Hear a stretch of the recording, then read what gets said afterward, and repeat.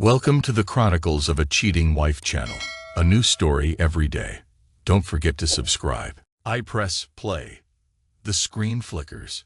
The frame is shaky, as if the person holding the phone was nervous or excited. The sound is low, muffled breathing, hushed laughs. My fingertips feel cold against the device, and I'm sure my own breath is caught in my throat. I'm not moving, not blinking. There's this eerie feeling under my skin, goosebumps, but not from any soft touch, more like a sharp needle of dread sliding up my spine, telling me I should stop watching. But I can't. The video is no more than 30 seconds. She's there, hair undone, cheeks flushed, eyes half closed as she leans back on a motel bed. He's there too, someone I barely know in person, but have heard enough about in passing. The camera jumps, focusing on their bodies. Her shirt is unbuttoned, sliding off one shoulder. He leans in, pressing against her throat with his lips. There's a low moan. Her moan. Even with the poor audio, I'd recognize that sound anywhere. It's the sound she never made with me. I see a flash of a grin on his face, a confident, hungry grin, and then the camera goes dark. Maybe someone's thumb covered the lens, or maybe they stopped filming. But 30 seconds is enough. Enough for me to know every single detail that matters. Enough for me to lose all illusions I've been foolishly clinging to. I close the phone, stare at the blank screen, and finally take a breath. The goosebumps linger on my arms. They're not going away. I'm standing in our bedroom while I watch. The bed behind me is neatly made, my bed. My side is always slightly more rumpled than hers. Her side has a soft pink duvet, a reading lamp, a small stack of romance novels she claims to enjoy. Her presence is in every corner of this space, even when she's not here. It's suffocating. My ears buzz. My pulse is slow but heavy. I look at the door, half open, expecting to see her face, but I'm alone. Alone in a house that felt like home until a minute ago. I turn my head to the closet. She hung up that white blouse last night, the one she wore to the office, but there's no reason for me to check if it's there. This video is from a few days ago, or a few weeks, I can't be sure. The date stamp says it's recent though, very recent. I know she was out with friends on that day. Came home with hair undone, smelling of cheap motel detergent, despite her best attempts at covering it with perfume. I wanted to trust her. I wanted to believe I was imagining things, that suspicious tang I couldn't identify. Now I see how easily one can ignore the obvious. All it takes is a little denial and a lot of hope. I exhale, slip the phone in my pocket, and move to the living room. She's there, sitting on the couch. She doesn't speak. She just looks at me. The tension in the air is thick. There's a dull lamp on the side table, bathing the furniture in a warm orange glow. I notice the reflection of her eyes in that light. They don't have the softness I remember. I open my mouth, searching for words, but no breath comes. I take another moment, and then I speak as calmly as I can manage. You should have told me. My voice sounds distant, like someone else's. All this time, you knew. Silence. She's not moving, not shifting. Not even a flicker of apology or anger. She's just there, absorbing my words without response. I watch her face carefully, waiting for any sign of regret or fear or even contempt. But she's a statue. Even as I push further, I feel nothing from her except a quiet sense that she already decided something long before I arrived here. I sink into the armchair across from her. The memory of that 30-second clip still plays behind my eyes. Uninvited. Her parted lips, the shape of her shoulders, her breathing, my breathing. I clear my throat, speak more quietly, though I'm not sure why I bother. I saw it. That video. Did you know someone was filming? Did you even care if I found out? She doesn't answer. Her gaze is hollow. I realize I'm shaking my head, slow, more in disbelief than anger. But anger's there too. Under the surface, swirling like thick black tar. I noticed the wedding band on my finger. I twist it in place. It feels foreign, like something that belongs to a better man in a better life. I'm here, but I'm not here. I'm looking at her, but I'm seeing them. A minute passes, or maybe an hour. Time lost meaning. The lamp flickers once. I hear the hum of the air conditioner. She says nothing. I stand up, weigh the phone in my hand, then walk to the window. Outside, the night is quiet. A neighbor's porch light shining across the lawn. My reflection stares back at me in the glass. I look older than I did this morning. I step away, pick up my car keys from the table. She glances at them, but still remains silent. I take a breath. I'm going out. I say, "Don't wait up." Her eyes follow me until I'm at the door, but not a single word crosses her lips. I open the door, pause for a fraction of a second, then walk through. The lock clicks behind me. I get in my car, start the engine, and drive aimlessly through the suburbs. Streetlights pass over me like distant spotlights, framing me in short bursts of illumination. My heart is heavy, but weirdly calm, like it has accepted a final defeat. In my mind, I replay the last year. Her absences, the sudden phone calls she'd take in the other room, the faint cologne that wasn't mine. I tried to believe it was an innocent story or my own paranoia, because I needed to believe that, because I love her, loved her. I'm not even sure which tense is right anymore. At a red light, I rest my forehead against the steering wheel. Outside, the world keeps going. Someone in a pickup truck honks at a slow driver. Two teens cross the street laughing. A dog barks. Normal life. But I feel detached, like a man in a diving bell, watching everything through thick glass, muffled and distant. I think about going to a bar, getting a whiskey, losing myself in that burn. But I don't. I drive until I see the pharmacy, the one with the bright neon sign that never fully turns off. It takes me a few seconds to muster the will to park. I step inside. Fluorescent lights paint everything in a sterile glow. Rows of medication, baby supplies, cosmetics, greeting cards. The overhead speaker plays some soft pop song I don't recognize. I walk to the back, find what I came for. A DNA test kit. My finger hovers over the small rectangular box. I swallow hard, pick it up, stare at the label. At this point, it might be a formality, a final nail in a coffin that's already sealed. But I can't not do it. There's a child in that house I always believed was mine, because she said so, and I wanted to believe her. Maybe I can't rely on her words anymore, but a test is cold, impartial, always telling the truth. And that's what I need. I buy the kit. The cashier gives me a polite smile that I can't return. I push a few crumpled bills across the counter, stuff the box in a bag, and walk out. The night air feels cooler than before, or maybe I'm just numb. In the car, I place the bag on the passenger seat. I notice a trembling in my hands when I grip the wheel. I drive back to the house, half expecting her to be gone. But her car is there, parked exactly where she left it. Inside, the living room lamp is off.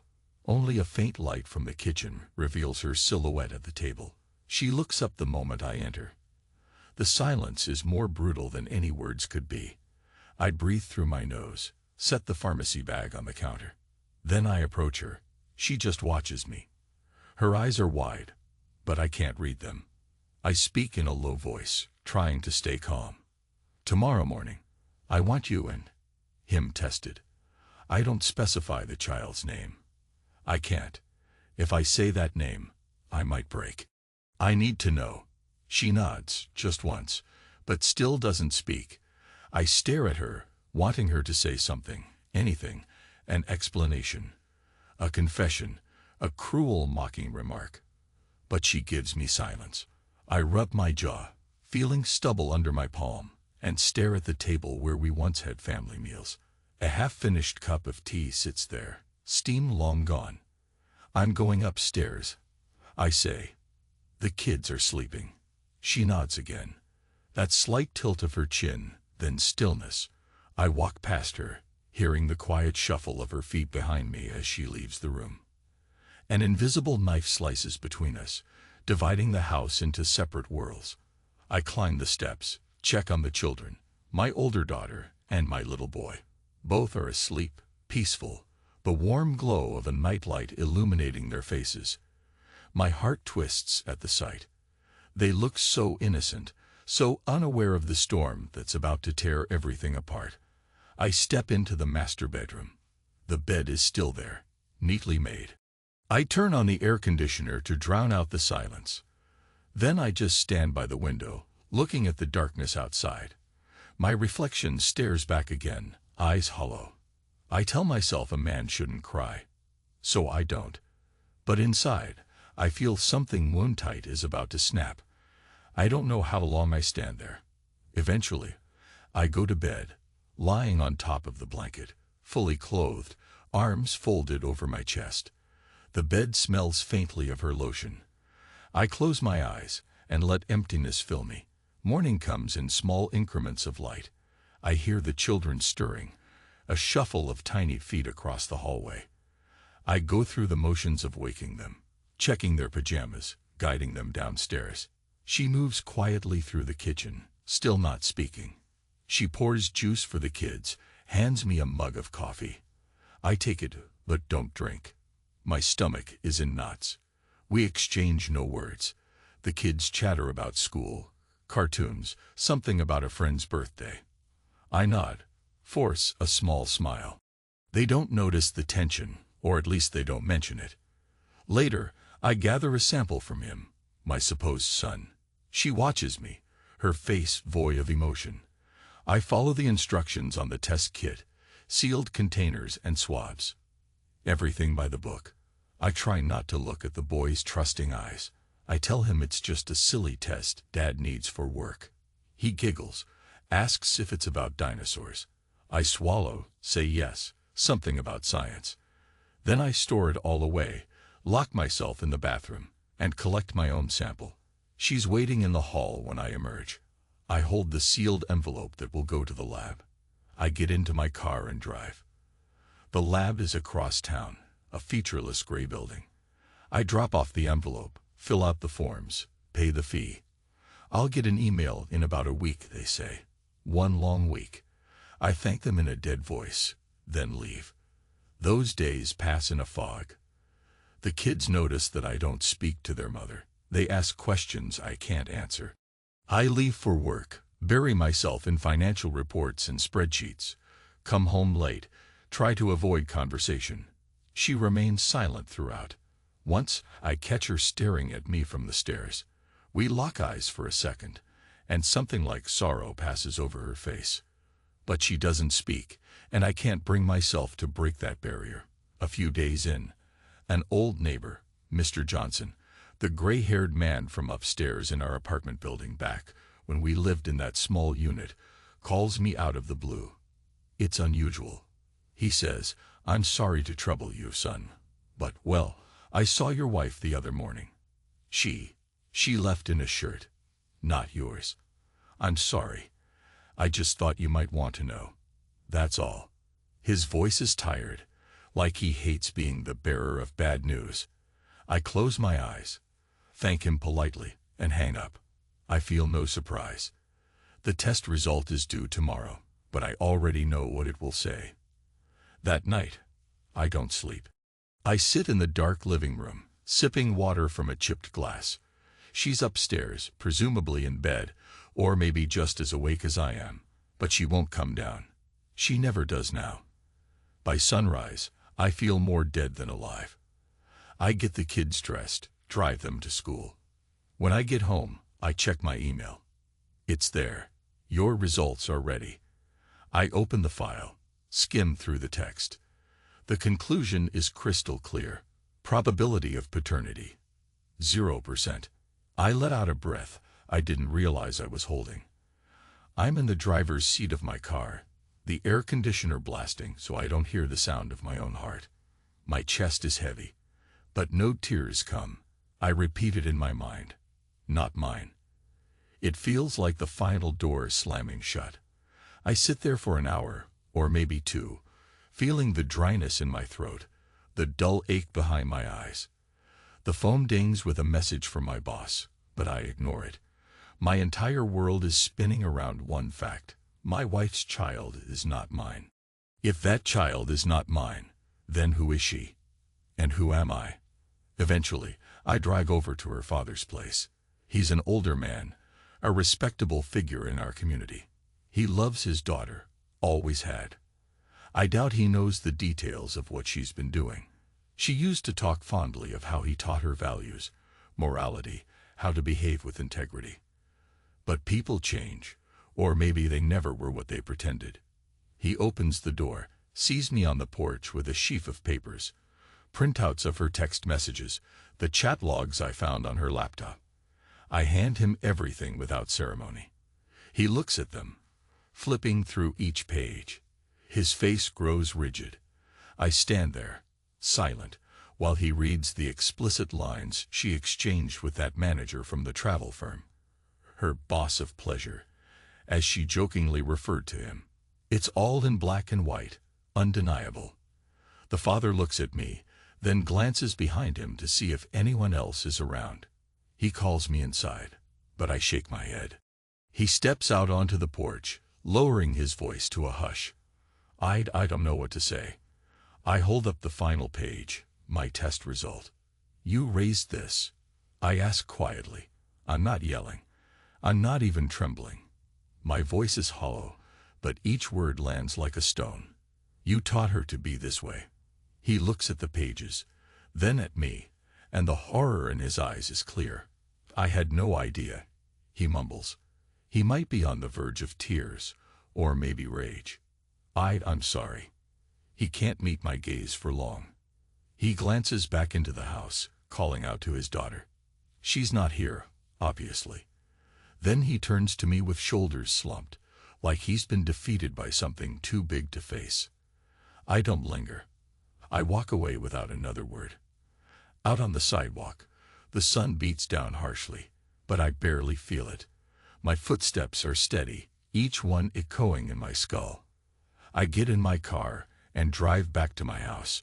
She's there, in the driveway, standing like she's been waiting for me. Still silent. She sees the folder in the passenger seat when I open the door. Her eyes flick to mine. Maybe she knows what just happened, but she doesn't speak. I gather the kids, my kids, the two we had together. The older one is mine biologically. I know that. The second, I discovered, is also mine. The third, the baby that set all of this off, is not. The discrepancy is too complicated to unravel in a single breath, and I have no energy left to ask her how she managed to pass off that pregnancy as mine. Maybe she strayed once, or maybe more. The bottom line is the same. The baby boy is not mine. I collect the documents, birth certificates, school forms, the silent acceptance that I'm done. I take my children by the hand.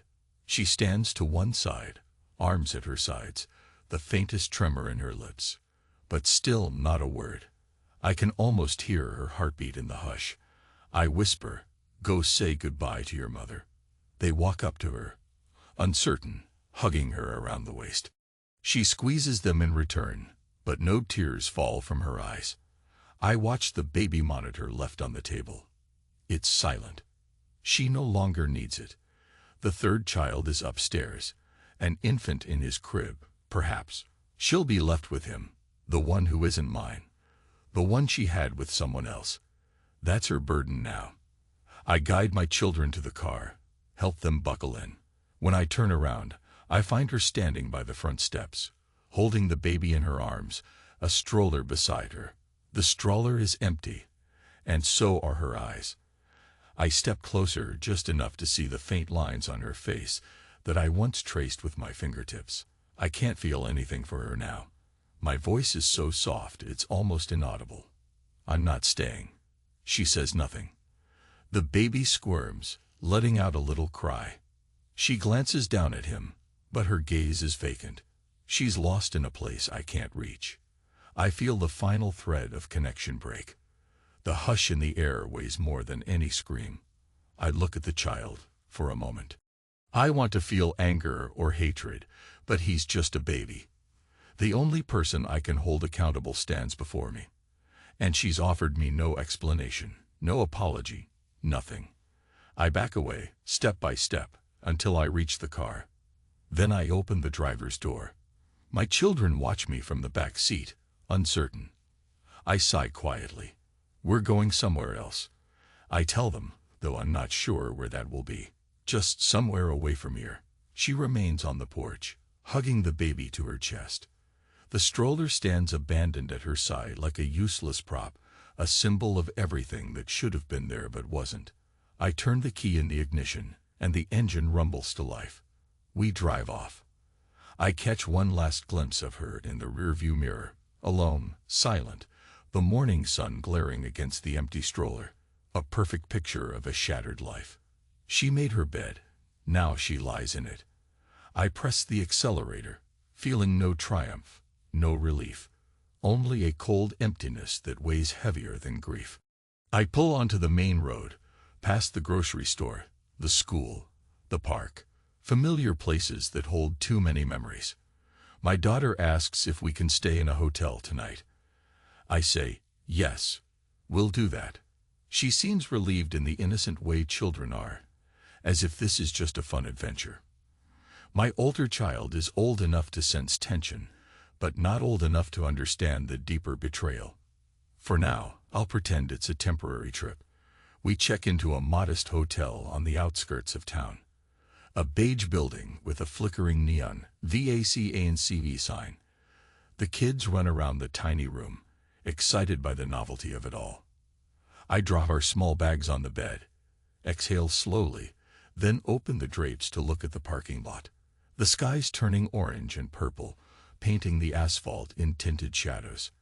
I can't escape the feeling that this is some strange purgatory, a halfway point between my old life and whatever comes next. That evening, after I order pizza for the kids and switch on a cartoon channel for them, I step outside to the walkway in front of our door. I lean against the railing, gazing at distant headlights on the road. A wave of dizziness passes through me. I brace a hand on the iron bar, bowing my head. The entire day has been a blur of unstoppable movement, like I've been heading straight into a brick wall. Now that wall is here, and I've collided head-on. But there's no dramatic crash, just a sudden jolt and a quiet aftermath. I hear a vibration in my pocket. My phone. I glance at the screen. A missed call from my father-in-law. I don't call him back. He's probably desperate for answers, or for me to come back and fix this. But there's nothing to fix. My marriage is like a building that's collapsed. You don't stand there and glue the rubble back together. You walk away. Or at least that's what I keep telling myself. I watch the cars come and go. There's a slight breeze, carrying the aroma of stale fast food from somewhere nearby. Voices drift up from the parking lot. People checking in, asking about local restaurants, minding their own business. I close my eyes for a moment, letting the hum of normalcy wash over me. Then I go back inside. My kids are half asleep, lulled by the gentle glow of the TV. I tuck them in, one in each bed. My daughter curls up with her teddy bear. My older child tries to stay awake, but soon his eyelids droop. I sit there for a long time, just watching them breathe. They're mine, my responsibility, my future. I have to keep it together. For them. The next morning, I make phone calls. My boss is startled when I say I need some leave, but he doesn't push me for explanations. I sense pity in his tone, which I hate more than I expected. I gather the kids. We get breakfast in the shabby lobby. Cereal, milk, watery orange juice. They're excited by the prospect of no school. I half listen to their chatter, nodding and giving an occasional gentle smile. All the while, my mind is stuck on the woman I left behind. She's alone with her third child, no man by her side. Maybe she can call her lover, that manager who gave her all those compliments and fleeting thrills. Let him cradle her illusions now. I load the kids into the car, decide to drive to a quiet spot outside the city. An old state park with tall trees and a calm lake. We arrive by late morning. The path is deserted on a weekday. The kids run ahead, pointing at squirrels, picking up pebbles. I trail behind, hands in my pockets, replaying everything. The memory of that motel video still flickers in my head. I wonder how many times they met there. I picture her lying on a cheap bed, laughter in her voice, her hair messy, her nails scraping his back. My stomach churns, but I keep walking, keep breathing. A man shouldn't cry. Eventually, we reach a wooden bench near the lake. The water is smooth, reflecting the sky. The children climb on a rock, shouting something about fish. I let them play, keeping watch from a distance. In the reflection, I see my own shape, a stoop-shouldered man, neither old nor young, neither alive nor dead.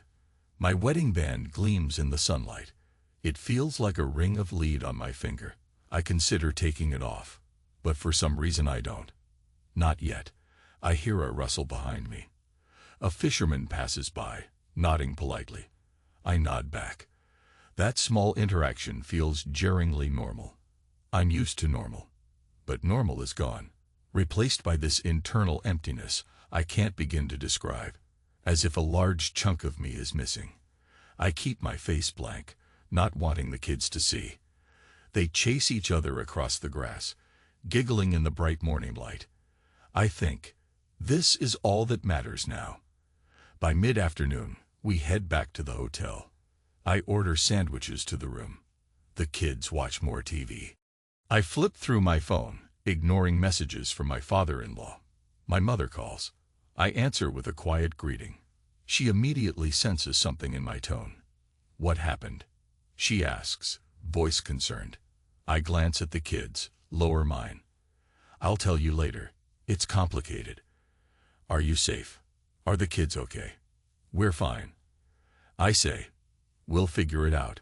She wants to press for details, but she holds back, respecting my boundaries.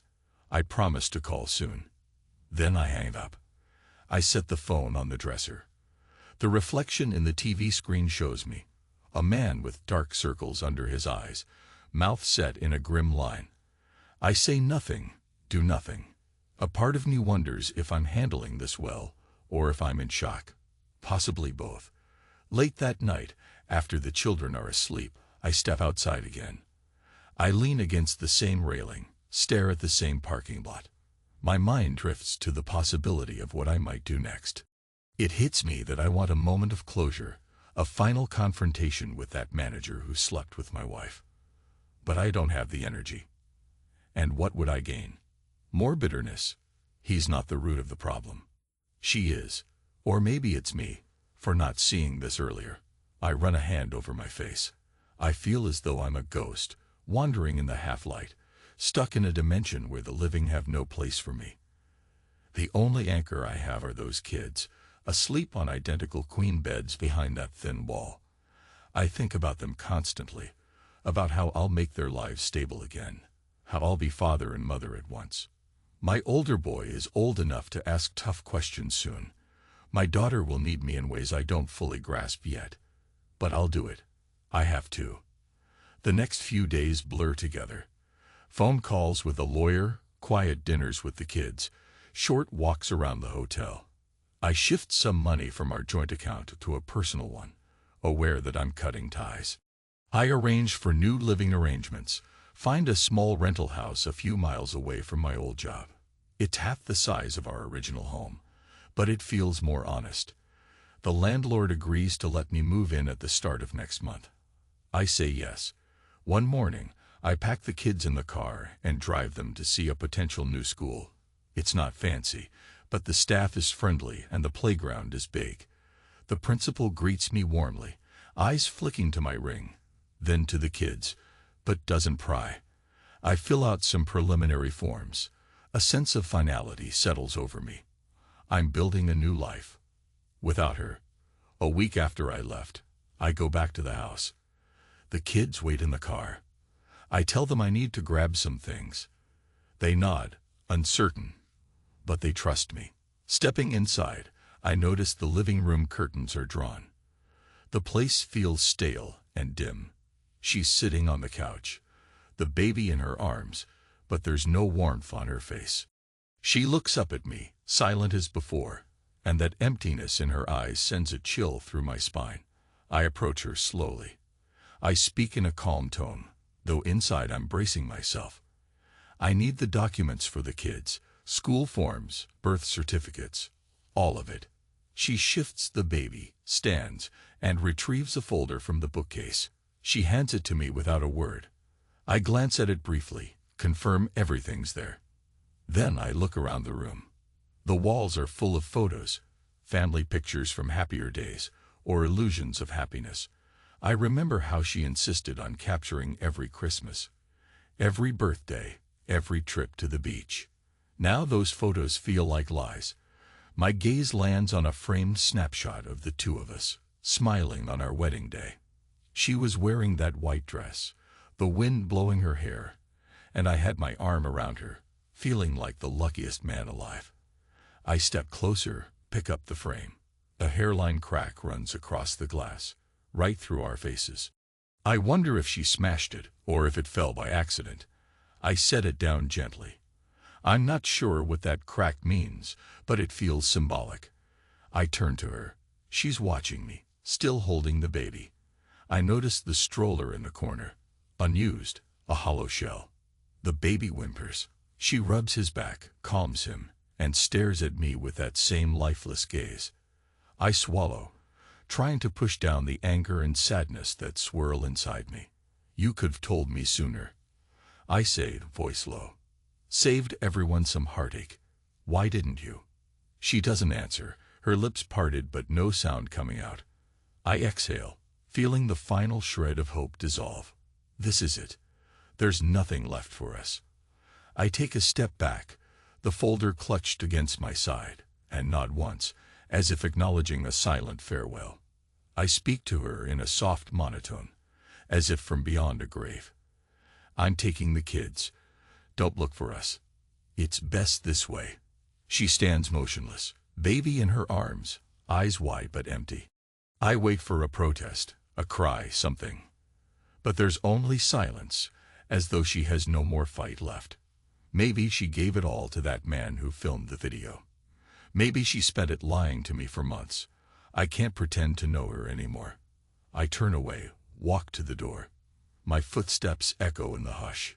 Before stepping outside, I pause, stare at the doorknob, gather the words that need to be said. I used to love you, I whisper. But now there's nothing. I don't wait for a response that will never come. I open the door, walk out into the warm afternoon light, and shut it behind me. In the car, the kids look up. I give them a reassuring nod. My hands grip the wheel, knuckles white. I drive away from that house for the last time. Everything we built turned to dust behind me. The day we move into the rental, I lug our suitcases inside, set up the children's beds, arrange their clothes in the cheap wooden dresser. They laugh, bouncing on the mattresses, excited by the newness of it all. Their innocence is my only solace. Outside, the sun drifts behind a line of trees, painting the windows with golden streaks. I sink onto the couch, which I bought secondhand from a neighbor, and rub my temples. Tension coils in my shoulders, a reminder that I'm alive, though I feel half dead. I start to realize that I must keep living. For them, if not for me. My phone pings, but I ignore it. I sense it might be from her father or someone else in that old life, urging me to reconsider, to talk. Talk about what? The child that isn't mine. The affair.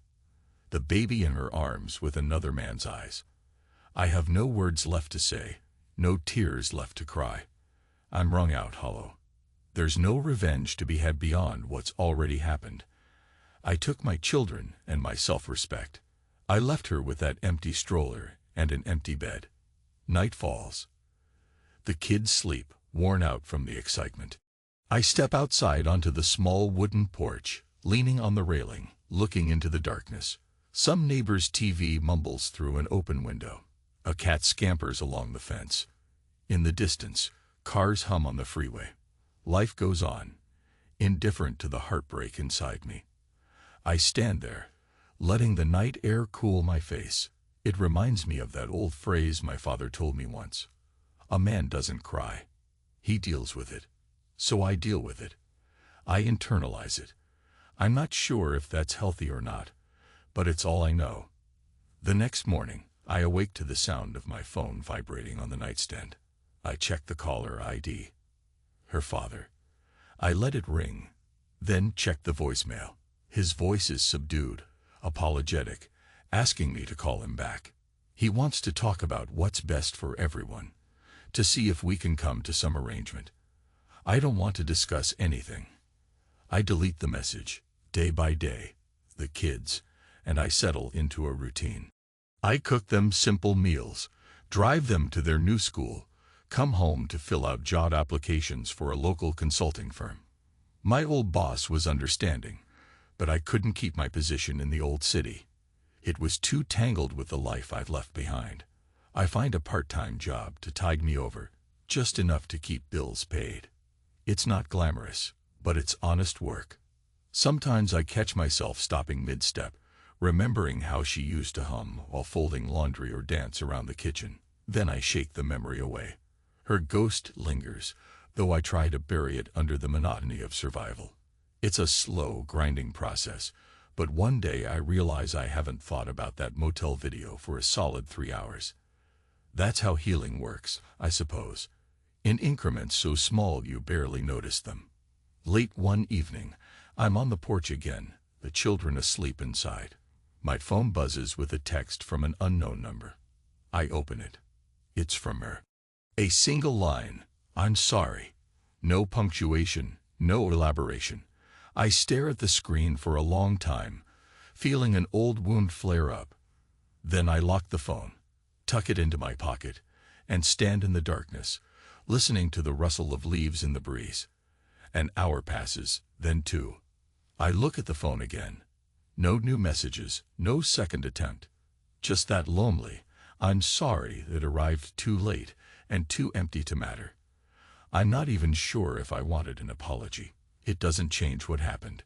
It doesn't erase the betrayal or the child that wasn't mine. It doesn't fill the hollow place inside my chest. For a fleeting second, I wonder what she's thinking now, alone in that house, the baby in the nursery, the stroller gathering dust. Does she regret it all? Or is she just lost, same as me? Eventually, I go to bed. My dreams are restless. I see flashes of a life that might have been. Our children playing in a backyard, me and her sharing a laugh, the ring on my finger meaning something real. Then the images morph into that motel room, her shirt sliding off, a man's grin. I wake up sweating, tears stinging the corners of my eyes. I remind myself, a man shouldn't cry. I swallow the lump in my throat, take a few calming breaths, and sit up in the darkness until the panic subsides. Weeks pass.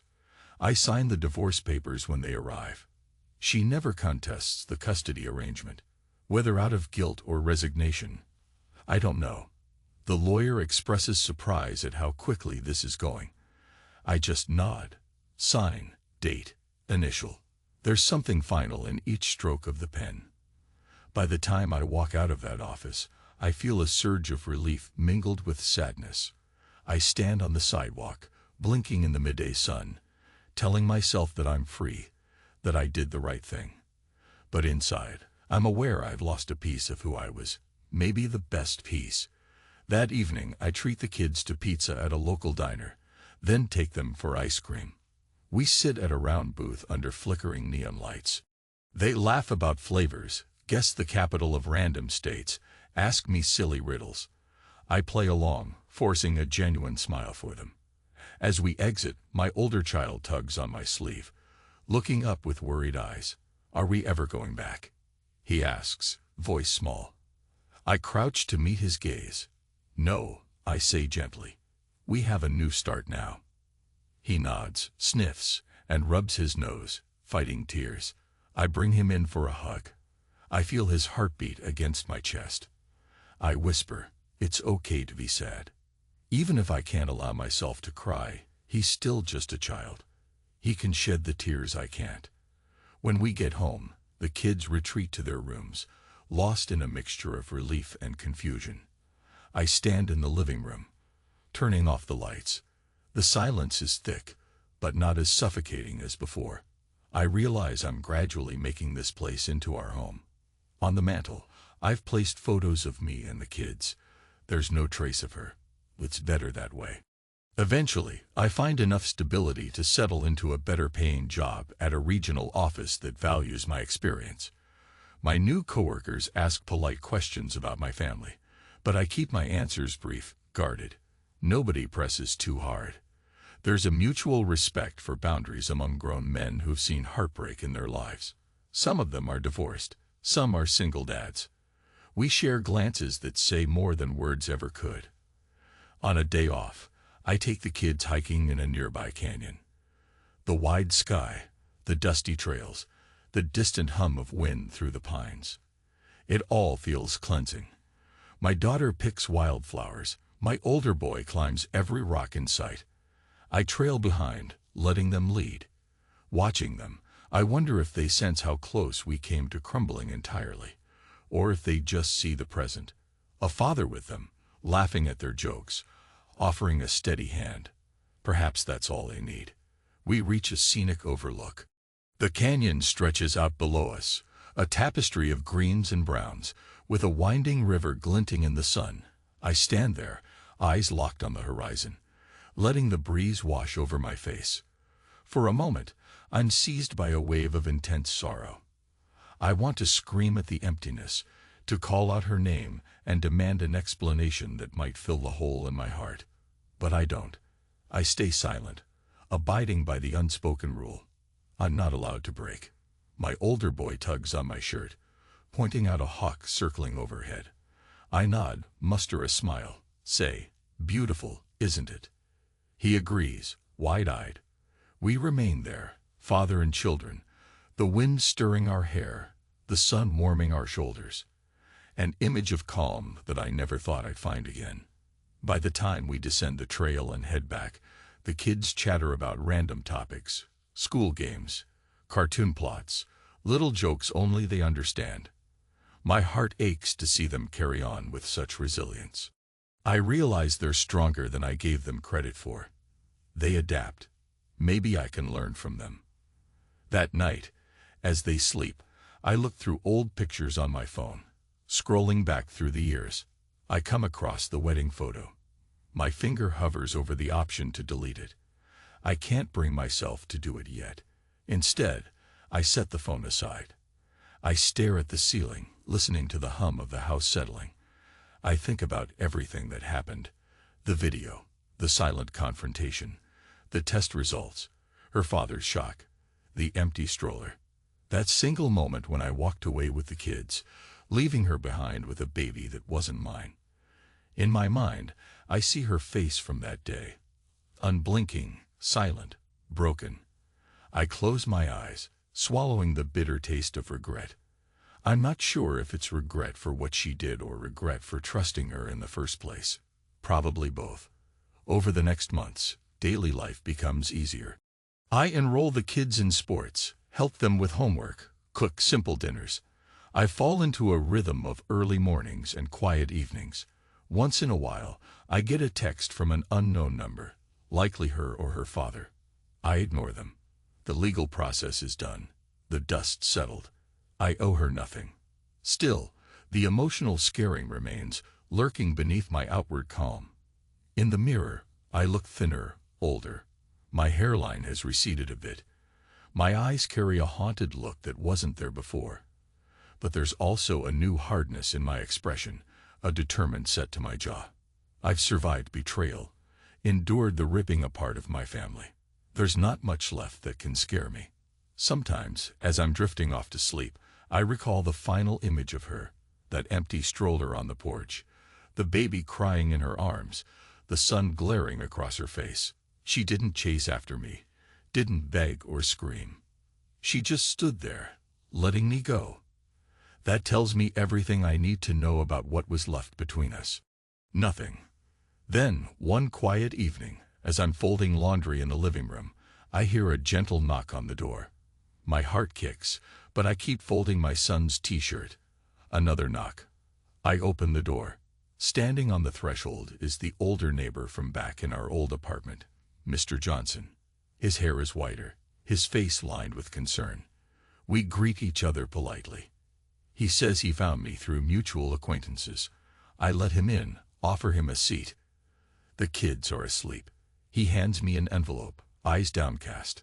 He explains that he came into possession of more chat logs, videos, who knows what else. He apologizes for interfering again. I just thought you deserved to know the whole truth. I set the envelope on the coffee table, stare at it with dull eyes. I don't open it. I've had enough of that truth. Enough to last a lifetime. I thank him politely, assuring him I'm moving on. He nods, relieved.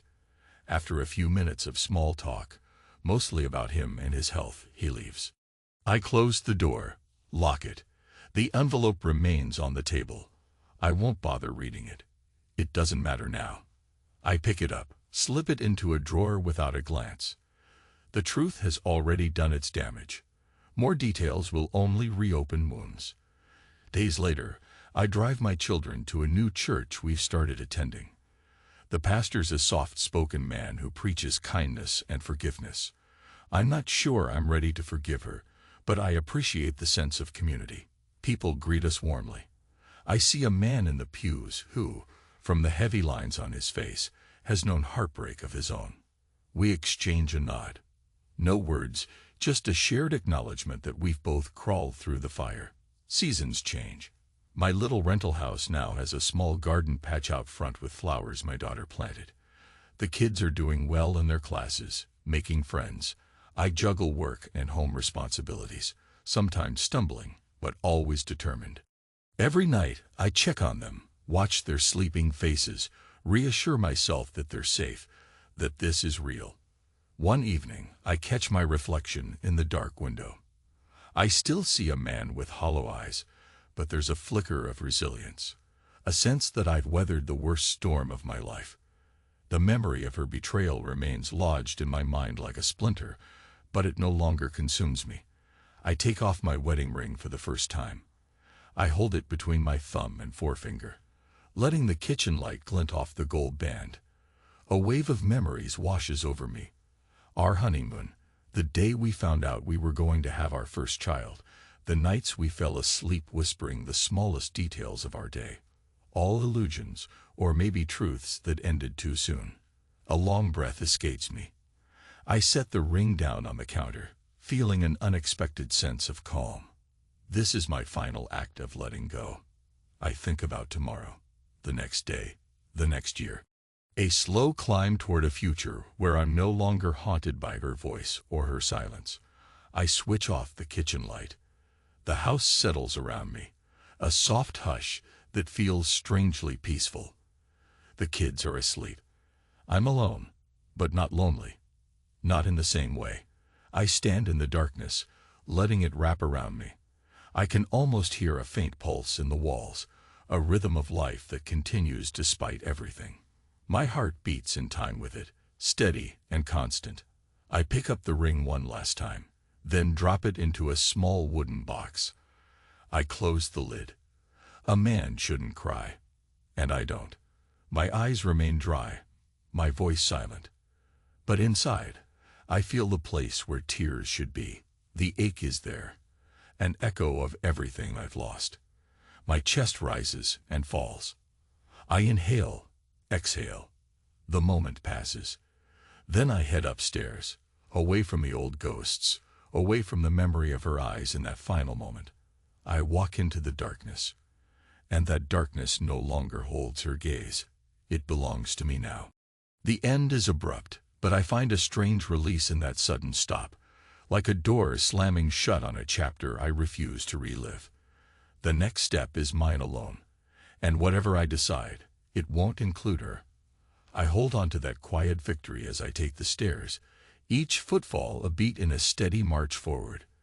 The children sleep peacefully, the night is calm, and for the first time in a long while, I can breathe without tasting bitterness on my tongue. It's enough. I let the darkness take me in. Let it be my refuge, because it doesn't have her eyes anymore.